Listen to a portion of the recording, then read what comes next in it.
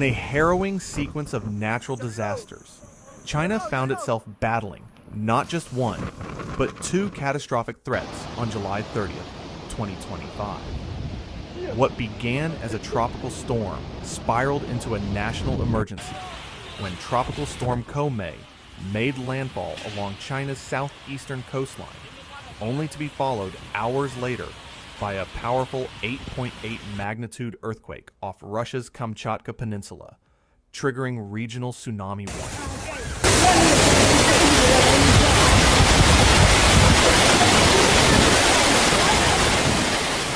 Koumei, while not classified as a super typhoon, struck with surprising ferocity. Around 8:40 a.m. local time, the storm slammed into Zhoushan, a port city in Zhejiang province, with wind speeds peaking at 83 kilometers per hour and bringing with it a wall of water that overwhelmed urban infrastructure. More than 280,000 residents were evacuated from vulnerable coastal regions, particularly around Shanghai and Zhejiang. Emergency officials had declared the highest level weather alert across the region in advance. Yet the storm's sudden escalation and unpredictable behavior left many cities under siege. In Ningbo, torrential rains turned streets into rivers. Entire neighborhoods became isolated as floodwaters submerged vehicles and swallowed intersections. First responders faced dangerous conditions, using pumps and barriers to redirect water, though many areas remained inaccessible for hours. 天哪！姐，快拍快走啊！天哪，书的。这是个台风来了吧？这应该。你的东西，你看吧，我就说让你抬进来。Despite not taking a direct hit, Shanghai, home to over 24 million people, suffered massive disruptions. The city's entire ferry network was suspended, and both Pudong and Hongqiao airports were paralyzed by weather-related shutdowns. Over 640 flights were canceled in a single day, 410 from Pudong and 230 from Hongqiao, stranding thousands of passengers. The storm also impacted transportation hubs in Hangzhou, Wenzhou, and Ningbo, where delays and cancellations brought commerce and travel to a grinding halt. Highway speeds were restricted to under 60 km/h, while train services were ordered to reduce speed or suspend operations entirely.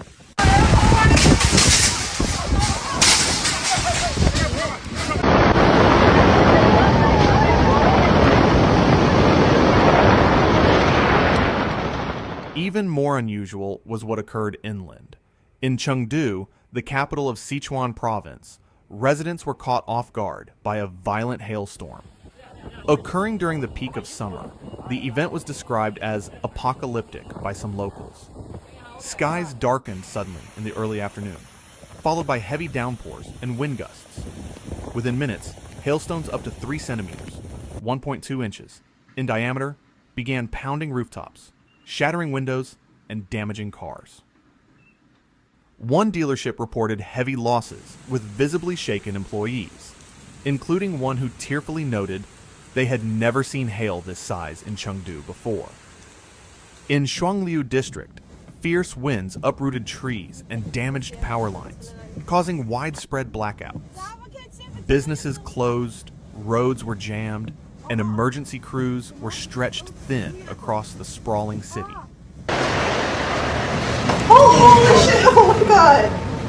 Cool.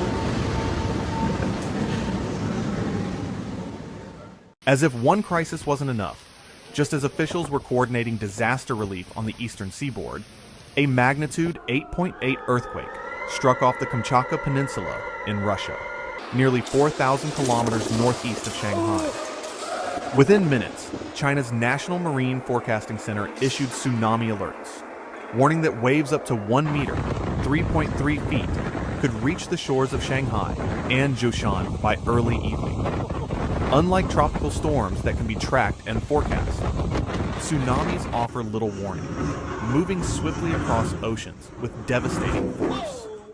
Authorities warned that a 1-minute delay could cost thousands of lives, urging residents to remain alert, avoid coastal areas, and stay indoors.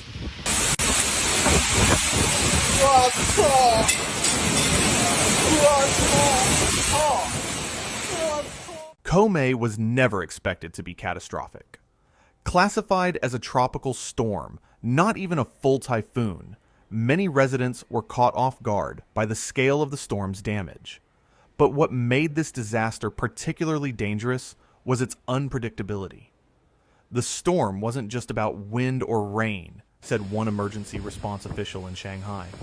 It was about a chain reaction, weather systems colliding, human systems failing.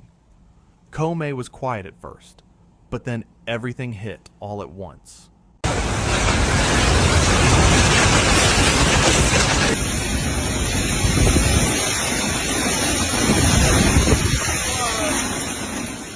While the storm's wind speeds peaked at 83 km/h, its real impact was in the compound effects: overlapping floods, traffic shutdowns, airport paralysis, power outages, and the looming tsunami. By the time Koumei moved inland, the city had transformed into a test case for modern disaster preparedness. Emergency shelters opened across Shanghai and neighboring provinces. Police cordoned off highways, redirected traffic, and used public messaging systems to issue real-time updates. Search and rescue teams were placed on high alert.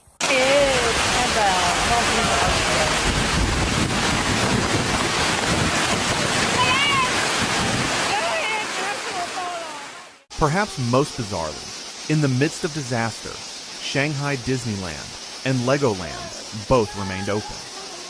Legoland suspended its rides and shows, but kept gates open. Disneyland continued operations, citing strict weather monitoring and enhanced safety protocols. Social media lit up with reactions, some praising the decision as a show of resilience, others criticizing it as reckless. One user quipped, "If the ocean rises just a bit more, Mickey's going swimming."